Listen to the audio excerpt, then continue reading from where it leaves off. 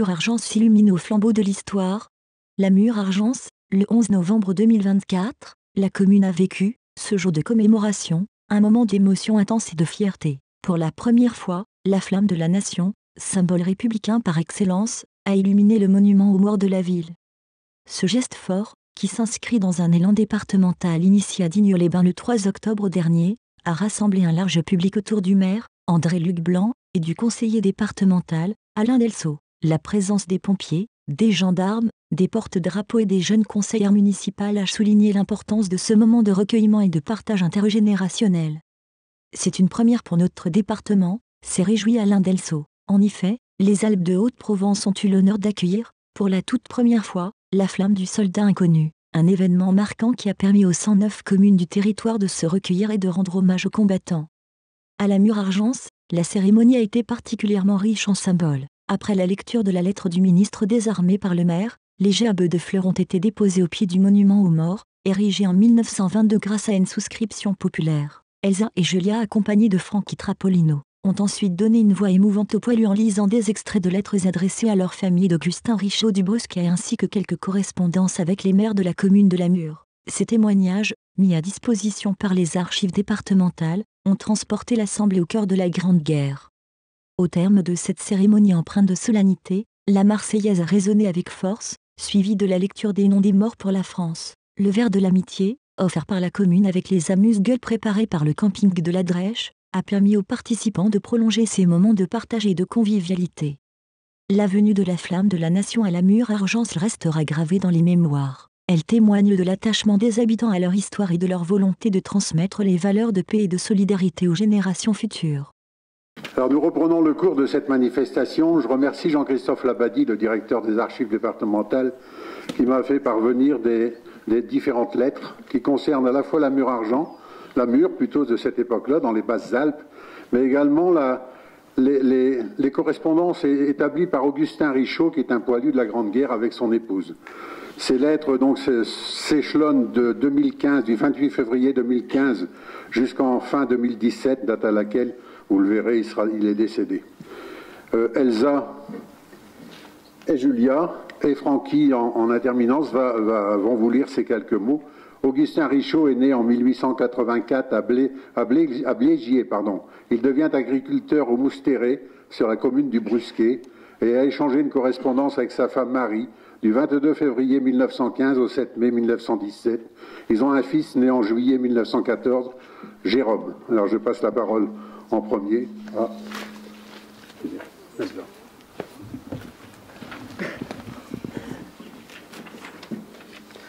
Sompuy, le 11 octobre 1915. Ma chère Marie, nous partons pour les tranchées. Je suis contente d'avoir reçu de Toulon mes gants, mon jersey et chaussettes, car cela me fera besoin là-haut, quoique l'on nous donne de tout pour nous couvrir. J'ai aussi reçu ta lettre, dans laquelle tu me dis que vous avez vendu la mule. Cela me fait plaisir, car j'avais toujours peur qu'elle vous fasse faire mal. Et si je retourne, nous en trouverons encore des bêtes. Maintenant, il ne faudra pas se languir de recevoir de nos nouvelles, car au fond, elles ne marchent pas si bien qu'en cantonnement.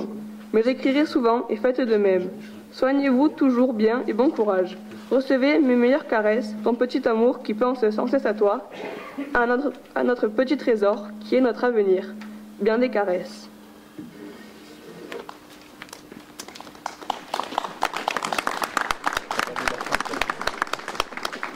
Le 12 novembre 1915. Ma chère Marie, c'est avec plaisir que j'ai reçu encore ta carte datée du 7. Dans les tranchées, nous avons mis des poêles, nous brûlons du charbon. Cela fait que nous n'avons pas froid et faisons sécher nos habits lorsqu'ils sont mouillés. Tu verras que le papier n'est pas trop propre, car c'est aussi infesté de gros rats, comme des lapins de 2 mois. Celui qui vous aime, pour la vie, Augustin.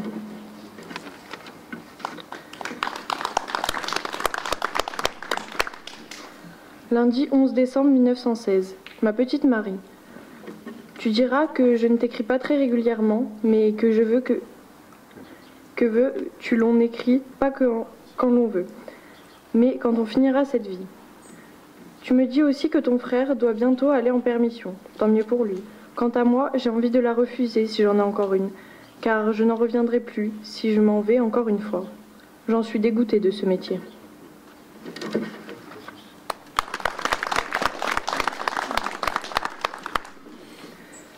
Samedi le 1er janvier 1917. Ma chère petite Marie, tu voudrais me faire des reproches, que je ne t'écris pas trop souvent, mais que veux-tu que je te dise toujours, puisque c'est toujours la même chose. Il y a de quoi s'embêter de tout, et si ça continue encore longtemps, il faudra bien chercher à s'oublier et ne plus écrire.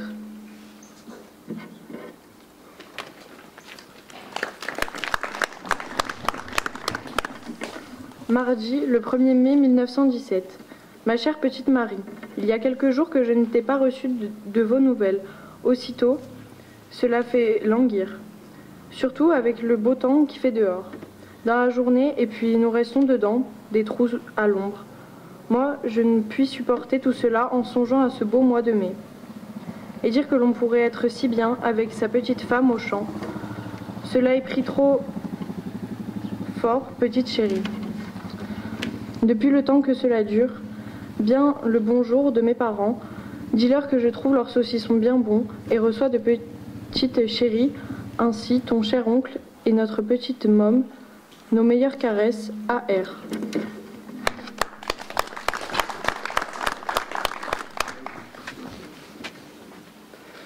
Le 7 mai 1917.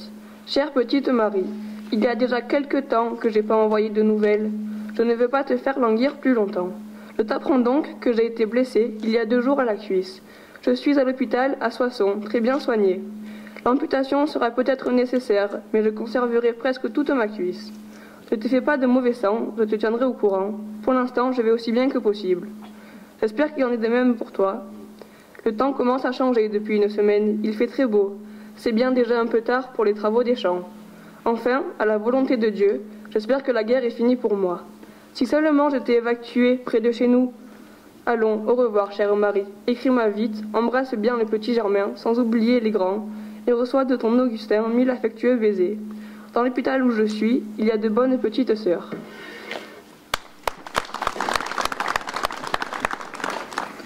Lundi 25 juin 1917. Mon cher Augustin, nous savons quoi penser de ton long silence.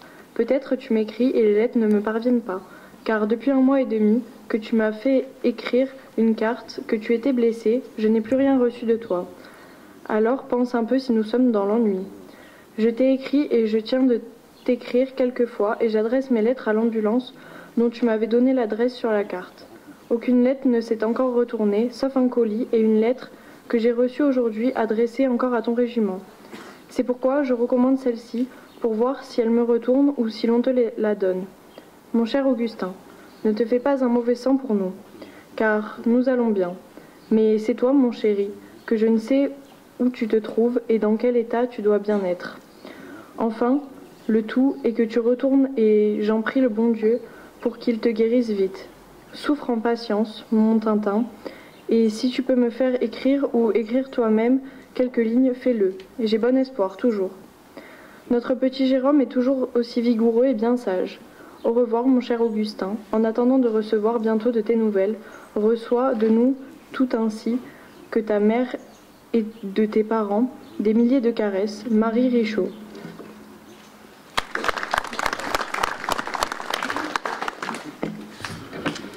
Le 14 septembre 1917, la 3e armée, le 37e corps d'armée, le médecin-major de première classe Gilliard, médecin-chef de l'ambulance 237. Le soldat Richaud Auguste est entré à l'ambulance 237 le 6 mai 1917. Blessé à la cuisse droite par un éclat d'obus, il était dans un tel état de faiblesse qu'il n'a pu être opéré. Il est décédé le lendemain.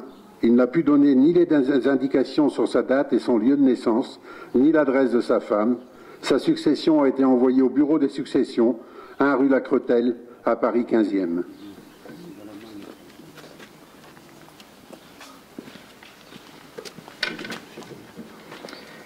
Lettre de son fils, le chanoine Richaud, à sa mère, 1931. Sur sa tombe, j'ai bien prié en mon intention et en la vôtre. Je suis resté assez longtemps à prier et à pleurer, si la pluie ne m'avait pas surpris. Enfin, j'ai pu retrouver sa tombe, cela me suffit. Je suis reparti sous la pluie pour Soissons, mais qu'importe la pluie, après tout ce qu'il a fait pour nous. le chef du bureau de la comptabilité du 53e régiment d'infanterie, à Monsieur le maire de la Mure, Basses-Alpes. J'ai l'honneur de vous prier de vouloir bien, avec tous les ménagements nécessaires, en la circonstance, prévenir Monsieur Augier Bruno de la mort du soldat Augier Adolphe Aimé, 6e compagnie, numéro matricule 6371 au corps et 606 au recrutement de Digne.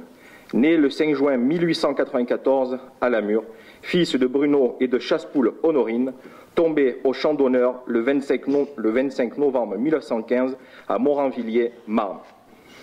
Je vous serai très obligé de présenter à la famille les condoléances de Monsieur le ministre de la Guerre et me faire connaître la date à laquelle votre mission aura été accomplie. Veuillez agréer, Monsieur le maire, l'assurance de mes sentiments les plus distingués.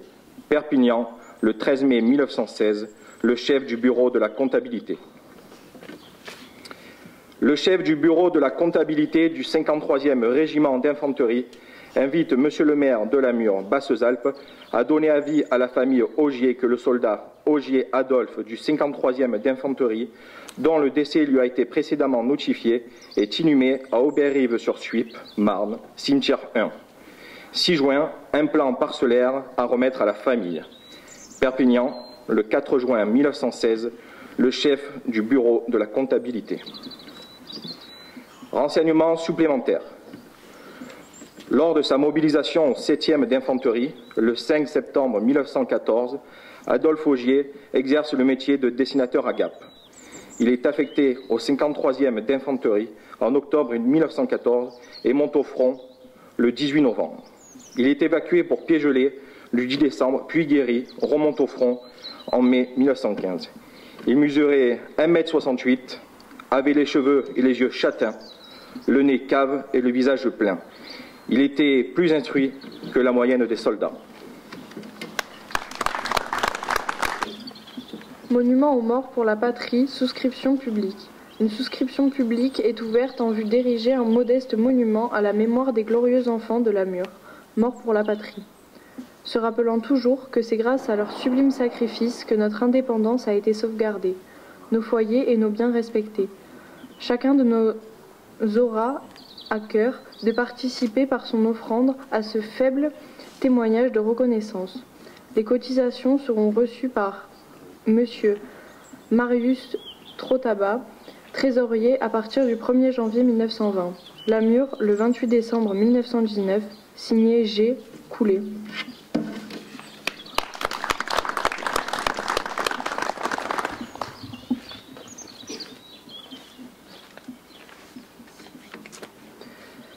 Mairie de la Mure, les orphelins de la guerre. Ils avaient un père qui les nourrissait par son travail et qui est parti pour défendre son pays et repousser l'envahisseur. Ils avaient une mère qui les pressait sur son sein, les réchauffait de ses caresses. L'obus allemand a tué le père. Les brutes allemandes ont massacré la mère, brisé le berceau, incendié la maison. Pauvres orphelins, ils n'ont plus de père, plus de mère, plus d'abri. Les Français, au cœur si magnanime, laisseront-ils à l'abandon, dans l'affreuse misère, ces pauvres innocents dont les pères se sont fait tuer pour défendre la France? L'État ne pourra pas tout faire. C'est à nous tous que revient le soin de remplacer le père disparu, d'aider la mère à élever ses infortunés, avec le moins de souffrance possible, afin qu'ils puissent devenir de bons travailleurs et de solides soldats pour l'avenir. Français, au cœur noble, montrons-nous généreux. Donnons largement à celles qui se présenteront à nous aujourd'hui pour recueillir en leur faveur nos offrandes. Pensons à ces orphelins. Ne nous inquiétons pas s'ils seront élevés par des clercs ou des laïcs, que dans les victimes de la guerre, ils ne deviennent pas en outre les victimes de la politique. Donnons l'aumône et sœurs à la prière. La Mure, le 27 juin 1915. Pour le maire mobilisé, l'adjoint sous-signé Guibert.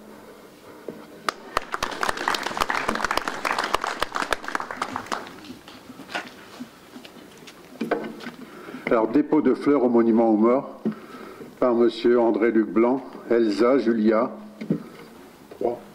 Sébastien, le deuxième adjoint, Jeanne Herriez et Madame Blanc, Madame veuve Émile Blanc.